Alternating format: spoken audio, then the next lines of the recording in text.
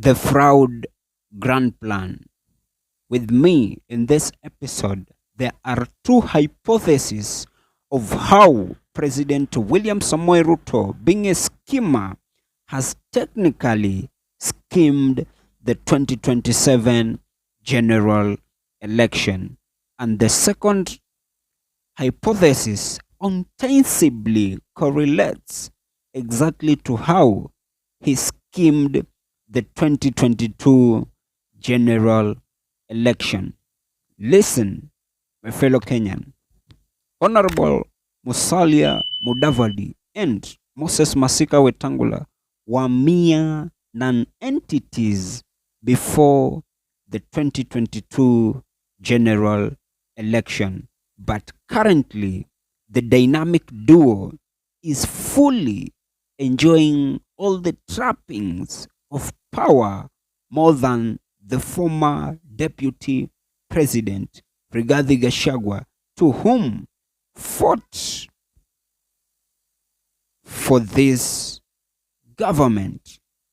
The duo has always acted foolish and stupid, but with the political calculation that they did towards the 2022 general election, I kid you not, they are very far from being foolish because they technically had to use the Kikuyu's tyranny of numbers just for them to be where they are today.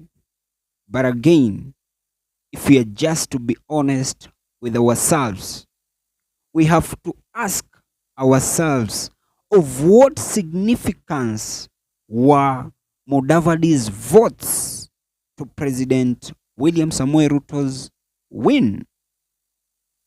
Do the votes that Mudavadi brought to President William Samoei Ruto's camp really correlate with the power magnitude that he is currently enjoying? Just with that at hand, I kid you not, that gives me credence that President William Samoei Ruto wanted Honorable Musalia Mudavadi in his Kenya Kwanza camp, not for votes, but rather for his image.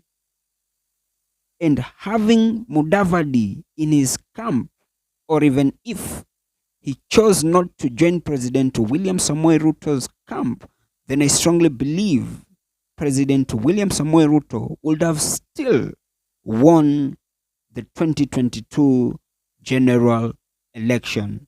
And the same thing really happened to people like Amason, Jeff Kingi, and people like Alfred Mutua, if I am just to mention but a few, because up to date, I strongly believe these are individuals to whom Ruto wanted for purposes of image and legitimacy, and rather never for votes.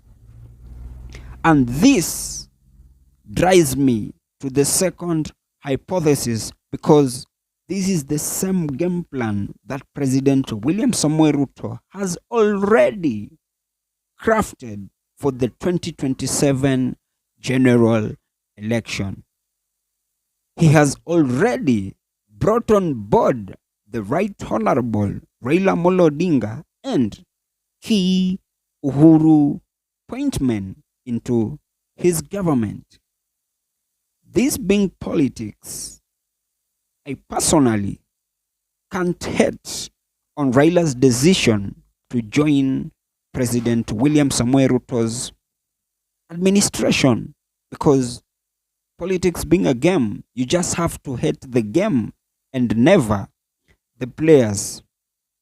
And imagine this, right after President William Samoei Ruto convincing the Right Honorable Raila Amolo Odinga and the former President Uhuru Muigai Kenyatta to work with him, I strongly believe President William Samoei Ruto will be forced to work by hook or crook to manipulate the Mount Kenya votes in his favor, or to manipulate the Mount Kenya votes to the disadvantage of whichever candidate the Mount Kenya region shall be supporting, just for him to drive the perception that the Mount Kenya region was never united.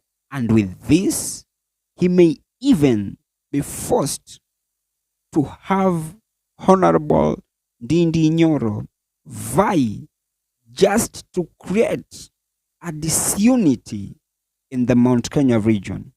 Remember, he will be doing all these political games when he is rest assured that he fully has the full support of, one, his Kalenjin nation, and two, all the Raila strongholds shall be backing or rallying behind him.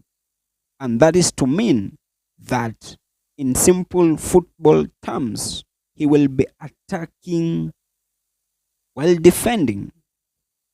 Because by him orchestrating such a sinister plan, he will automatically be dividing the opposition that by then is likely to be led by the former Deputy President Rigathi Gachagua, as he protects his own support base. However, but as President William Samoei Ruto will be doing all this, remember, President Daniel Moi was more of a schemer, or he was a schemer just exactly the same way President William Samoei Ruto is. So in short, even if President William Samoei Ruto shall deploy a strategy so that he can have the Mount Kenya region divided, he will then have to portray himself as a man to whom shall be protecting the interests of the Mount Kenya people.